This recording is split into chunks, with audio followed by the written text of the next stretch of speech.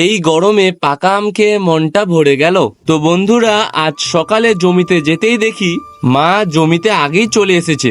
তাই গালি খাওয়ার ভয়ে আমিও ফাটাফাট কাজে লেগে পড়ি। তারপর মা আর আমি শুকনো ভুট্টার গাছগুলোকে কাটতে শুরু করলাম।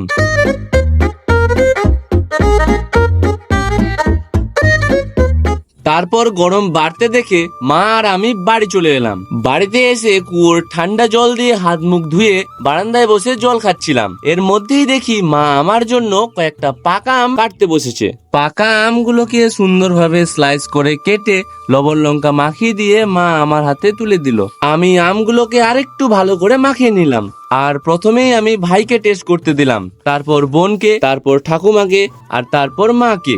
সমস্ত গুরুজনদের দেওয়ার পর আমি আর লোভ সামলাতে পারলাম না। তো বন্ধুরা, তোমাদের কোন আম খেতে ভালো লাগে কমেন্টে অবশ্যই জানিও, এবং ভিডিওটি যদি ভালো লাগে তো চ্যানেলটিকে টুক করে সাবস্ক্রাইব করে দাও। আর ততক্ষণে আমি আমগুলোকে শেষ করি।